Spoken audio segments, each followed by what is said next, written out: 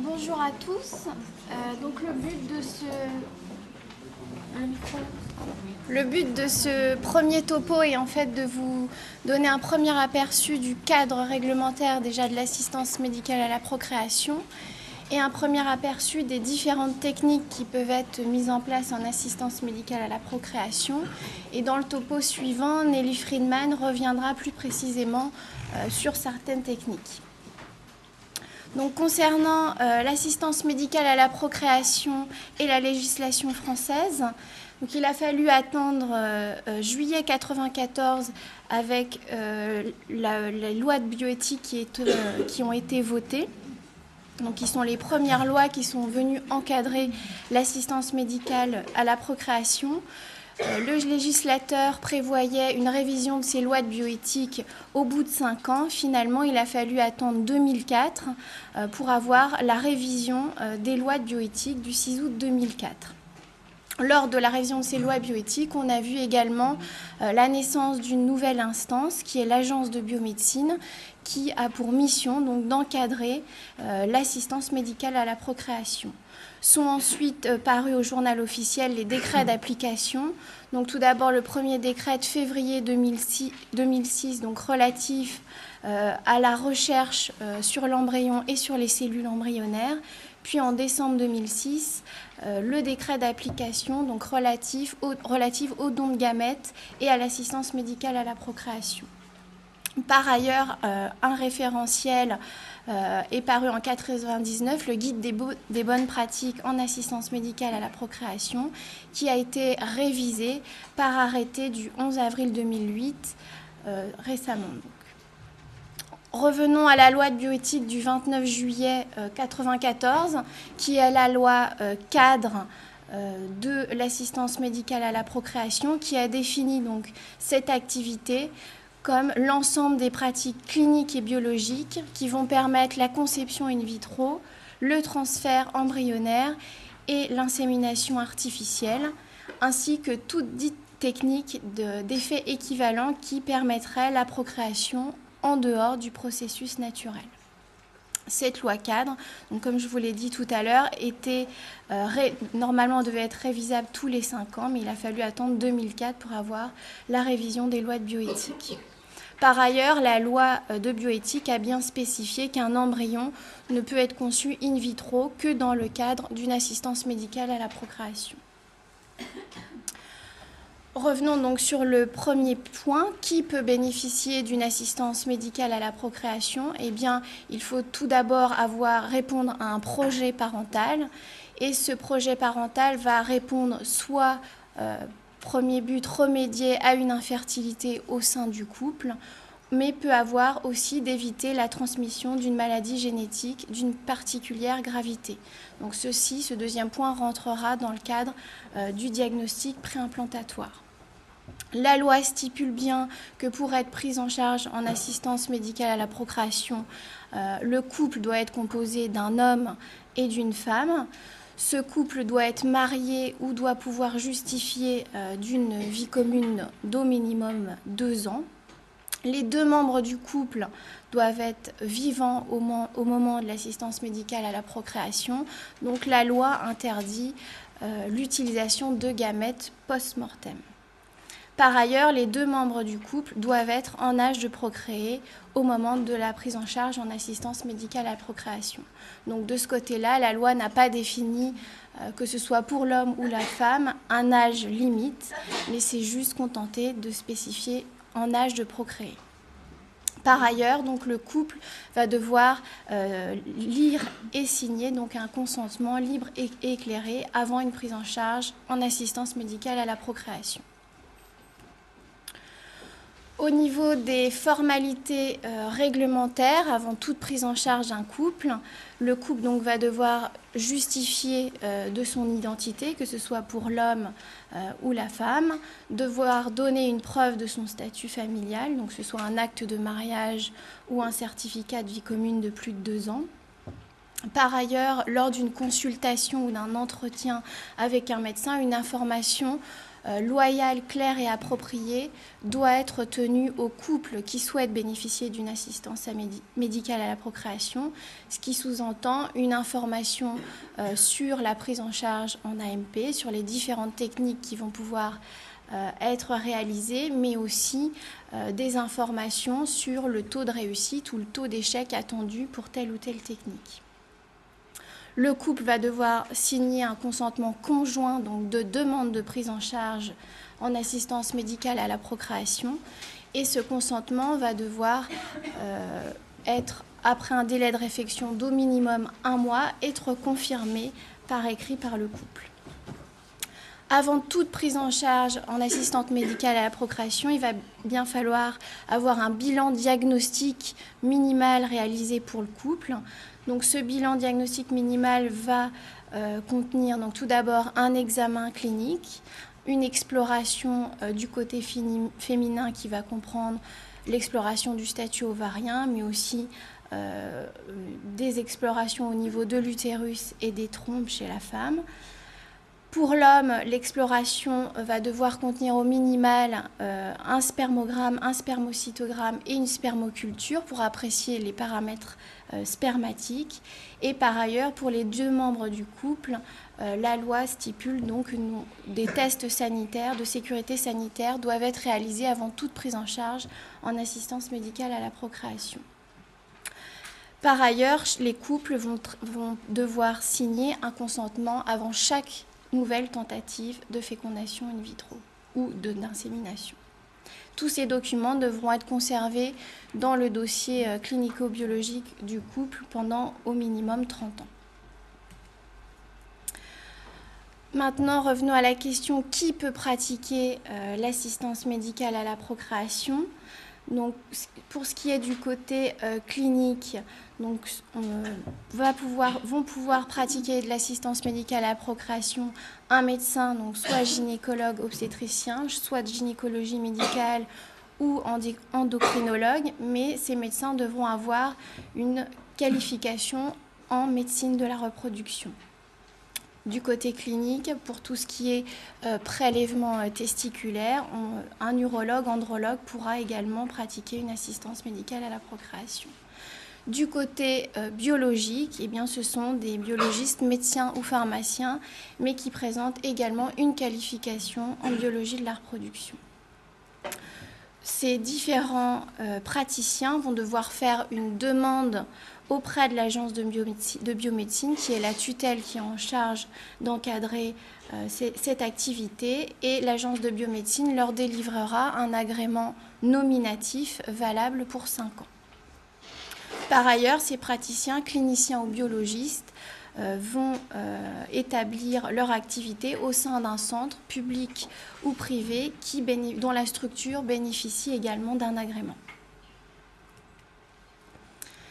Les différentes activités d'assistance médicale à la procréation soumises à agrément, donc pour ce qui est des activités cliniques, elles regroupent la ponction et le recueil des ovocytes, que ce soit dans le cadre d'une AMP intraconjugale, mais ça peut aussi être le recueil d'ovocytes dans le cadre du don d'ovocytes.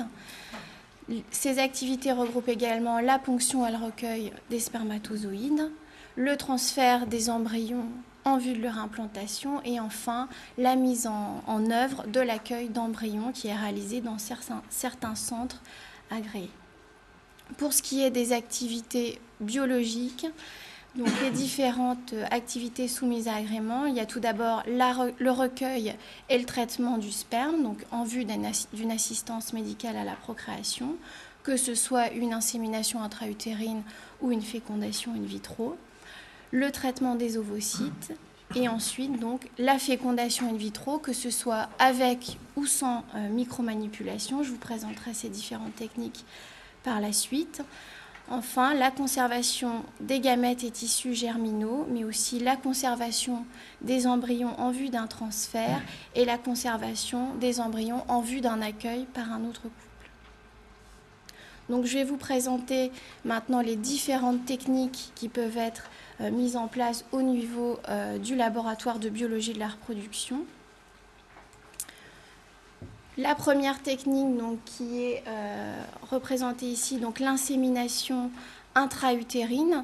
Cette technique d'insémination intra-utérine va être proposée aux couples pour lesquels une infertilité, par exemple une anomalie modérée des paramètres spermatiques avec des trompes perméables chez la femme. On va proposer en première intention une insémination intra-utérine, mais on peut retrouver également comme indication des troubles de l'éjaculation, des anomalies de la glaire cervicale ou une altération partielle des trompes chez la femme. Le recueil de sperme donc, se fait par masturbation, donc après un délai d'abstinence entre 2 et 5 jours.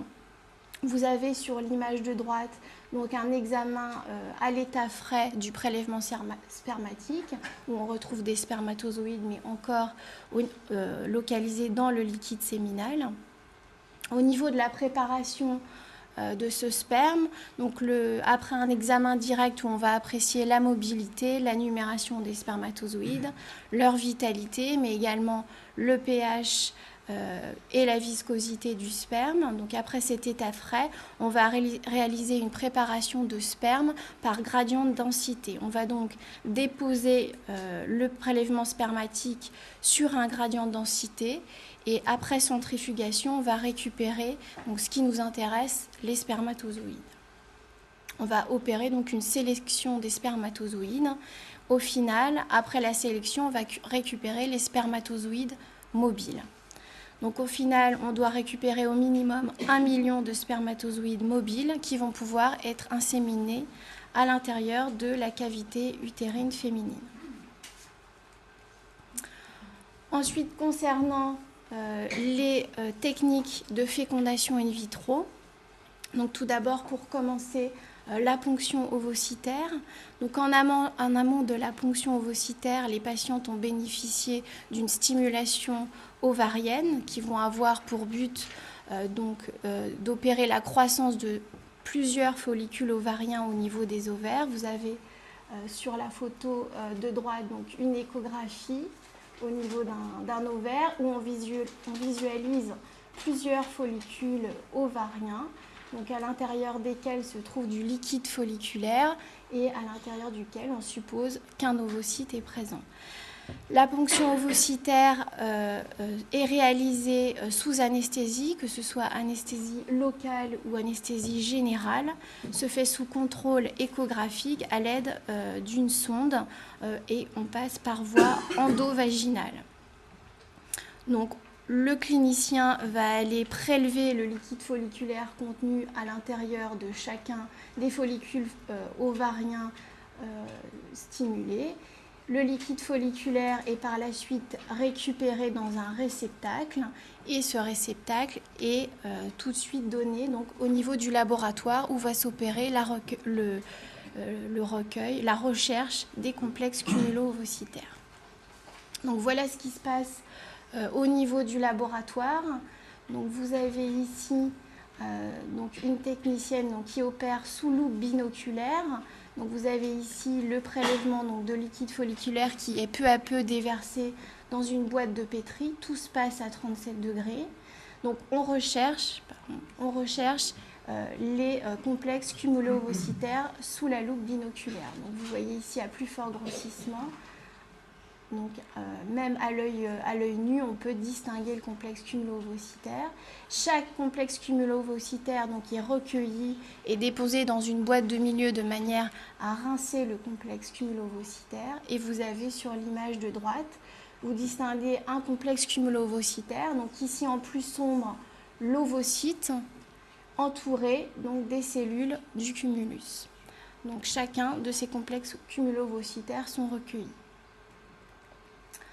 Par la suite, donc la première technique qui peut être mise en place en fécondation in vitro porte le nom donc, de fécondation in vitro classique.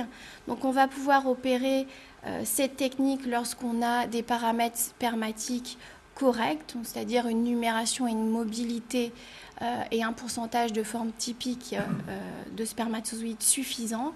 Les principales indications de la fécondation in vitro classique sont les stérilités tubaire totale, les stérilités idiopathiques, les altérations spermatiques modérées et enfin les échecs d'insémination.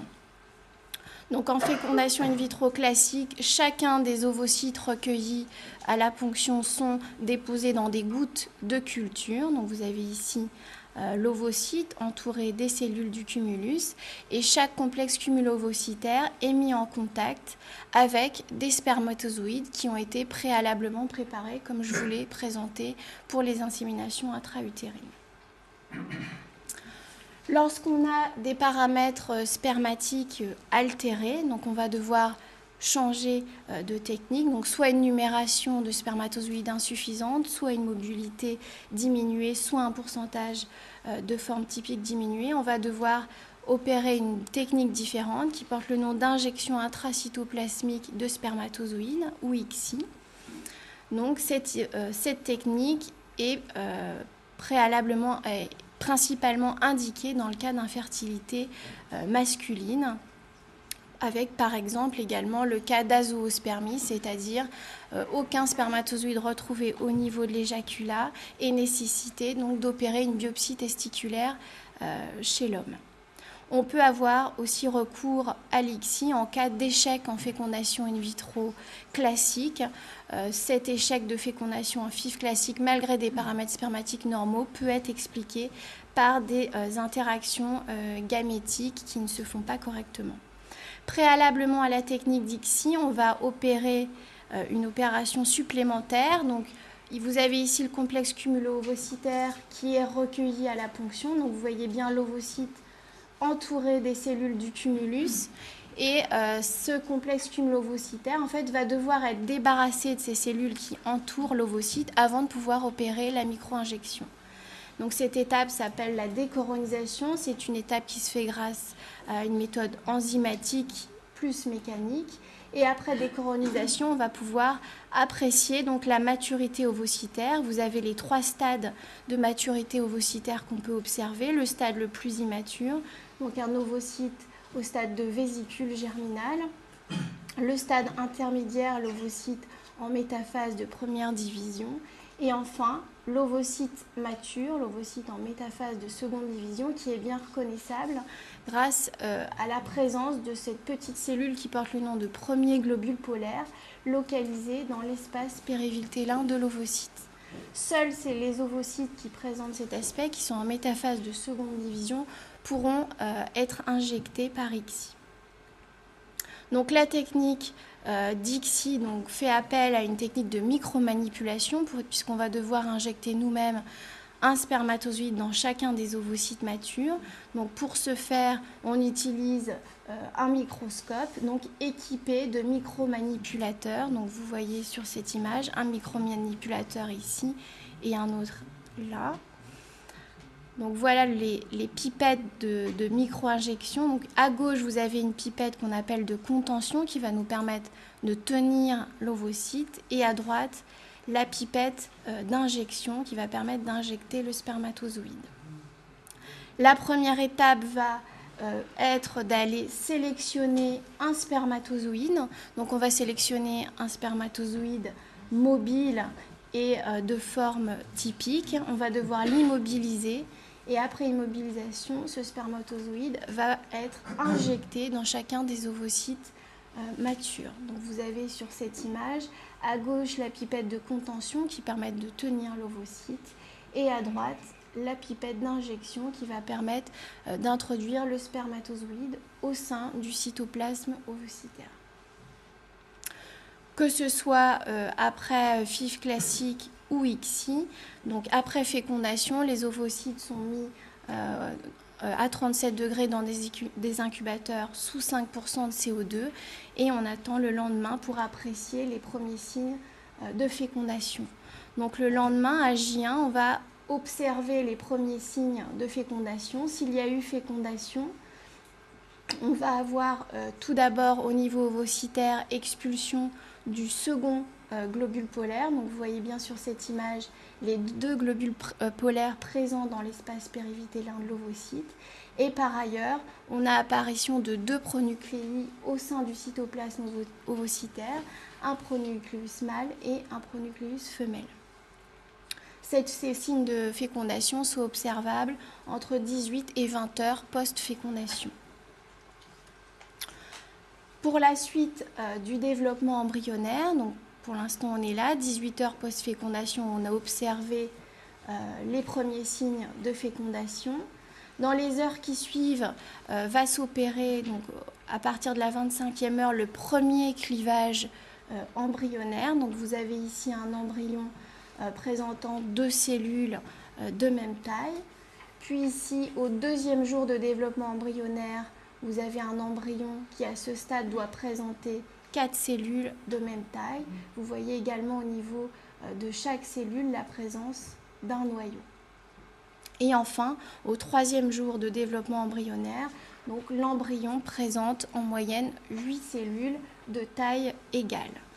Donc, à chaque étape de l'observation de ce développement embryonnaire, le biologiste donc, va décrire la morphologie embryonnaire en spécifiant donc, le nombre de cellules que contient l'embryon, si ces cellules ont des tailles égales ou des tailles différentes, le degré de fragmentation embryonnaire et le nombre de noyaux observés par cellule. Parfois, on peut être amené à poursuivre cette culture embryonnaire, c'est ce qu'on appelle la culture prolongée, c'est-à-dire qu'on va poursuivre la culture in vitro jusqu'au 5e jour de développement de l'embryon. Au 5e jour de développement embryonnaire, l'embryon atteint le stade qu'on appelle blastocyste, donc il y a un stade où l'embryon se différencie, où on va avoir l'apparition d'une cavité au sein de l'embryon et 2 types cellulaires différents qui vont se mettre en place. Tout d'abord, les cellules du trophoblaste, qui sont ces petites cellules très aplaties, on appelle ces cellules des cellules en croissant. Et puis, un 2e type cellulaire qui porte le nom de masse cellulaire interne, qui va donner donc le futur embryon. Donc, au niveau de ce 5e jour de développement, on va classifier les blastocystes selon l'aspect de la cavité. Donc, vous avez ici un très jeune blastocyste qui est en tout début de cavitation. Ici, vous avez une cavité qui fait plus de 50% du volume total de l'embryon. Et là, vous avez un blastocyste qu'on appelle expansé avec une diminution de la taille, de l'épaisseur de la zone pellucide. On va noter également l'aspect du trophoblaste. Donc là, vous avez un nombre très important de cellules en croissant. Vous voyez par contre que sur ce blastocyste, il y a absence de cellules en croissant. Et par ailleurs, on va noter donc l'aspect de la masse cellulaire interne. Les critères de sélection embryonnaire, puisque au cours d'une fécondation in vitro, on va obtenir plusieurs embryons, en moyenne 6 à 8 à chaque tentative de fécondation in vitro. On ne va pas pouvoir transférer tous ces embryons, donc on va devoir sélectionner le ou les 2 embryons qui ont la meilleure qualité, c'est-à-dire le plus fort potentiel de donner une grossesse. Donc les critères dont on dispose pour sélectionner les embryons à transférer, ce sont bien sûr des critères non invasifs, donc essentiellement des critères morphologiques et cinétiques, c'est ceux que je vous ai présentés juste avant, c'est-à-dire regarder le nombre de cellules, leur forme, s'il y a présence de fragments au sein des embryons. De nouveaux critères non invasifs sont en train d'apparaître en biologie de la reproduction, qui sont des critères non invasifs qui vont concerner le métabolisme embryonnaire. Et le moment de la sélection, à quel moment va-t-on sélectionner les embryons? Eh bien, c'est le jour du transfert. Donc, le transfert peut s'opérer soit au stade embryon clivé, c'est-à-dire au 2e ou 3e jour de développement embryonnaire, soit au stade plus tardif, donc de blastocyste, au 5e ou 6e jour de développement. Donc, au niveau du transfert embryonnaire, donc, ce transfert embryonnaire a lieu soit au 2e, 3e ou 5e jour de développement. Les embryons donc, sont choisis sur des critères sélectifs. On va réaliser le transfert cette fois-ci donc sans anesthésie. C'est un geste non douloureux et la plupart du temps sous contrôle échographique et grâce à un cathéter, on va introduire le cathéter à l'intérieur de la cavité utérine pour aller déposer le ou les 2 embryons au sein de la cavité utérine. Une autre technique que je vais vous présenter, donc je vous ai dit qu'en moyenne, au cours d'une fécondation in vitro, on avait 6 à 8 embryons obtenus et qu'on en transférait en moyenne 2. Donc au cours d'une fécondation in vitro, va subsister des embryons surnuméraires. Et ces embryons surnuméraires, s'ils présentent une qualité compatible avec une congélation, ils vont pouvoir bénéficier d'une congélation embryonnaire. Par ailleurs, la congélation embryonnaire peut être une alternative à un transfert. Je pense par exemple à une patiente qui est en hyperstimulation, elle ne pourra pas bénéficier de son transfert et on pourra donc congeler ces embryons afin de décaler le transfert dans le temps. Les embryons peuvent être congelés soit au stade embryon clivé, donc J2, J3, soit au stade de blastocyste, au 5e jour de développement. La technique de congélation utilise donc des cryoprotecteurs qui vont être là pour préserver l'embryon au cours de la congélation et une technique de congélation lente en température va être réalisée grâce à l'utilisation de congélateurs programmables. Les embryons sont stockés dans des paillettes haute sécurité, 1 à 2 embryons par paillette, qui sont des paillettes donc thermosoudées. Et ces paillettes donc, sont conservées dans l'azote liquide à moins 196 degrés. Avant de bénéficier d'une congélation embryonnaire, les couples remplissent bien sûr un consentement préalable dans lequel ils nous donnent leur accord pour la congélation embryonnaire. Donc, ce consentement est remis le jour de la ponction ovocytaire. En cas de refus de congélation par les couples, eh bien, on aura plusieurs solutions, soit choisir de stimuler la patiente en mode paucifolliculaire de manière à obtenir un nombre restreint d'ovocytes, soit le jour de la ponction, si le couple refuse la congélation embryonnaire, on ne pourra mettre en fécondation qu'un nombre limité d'ovocytes, 3 au maximum. Après congélation embryonnaire, la durée de conservation est illimitée, c'est ce qui a changé depuis la révision des lois de bioéthique de 2004. Les couples qui ont bénéficié d'une congélation embryonnaire reçoivent un courrier du laboratoire une fois par an à la date anniversaire de la congélation. Et dans ce courrier, on leur demande si ils maintiennent leur projet parental ou s'ils l'arrêtent. La loi de bioéthique de 2004 a permis a donné l'autorisation au centre de détruire les embryons issus de couples pour lesquels on n'avait pas de nouvelles et pour lesquels la congélation datait de plus de 5 ans. Lorsque le couple est interrogé en cas d'arrêt du projet parental, 3 choix maintenant s'offrent à ces couples. Le premier choix est le don de leurs embryons à un autre couple. Le deuxième est le don de leur embryon en vue d'une recherche biomédicale. Et enfin, le troisième choix est la destruction de leurs embryons. En cas de choix d'un arrêt de projet parental, leur choix devra être confirmé 3 mois plus tard. Donc, en conclusion, l'assistance médicale à la procréation est une activité très encadrée de par la loi de bioéthique, mais aussi par tous les référentiels qui ont été mis en place. Je pense au guide des bonnes pratiques en assistance médicale à la procréation. Une biologie clinicienne, oui bien sûr, puisque c'est une biologie thérapeutique.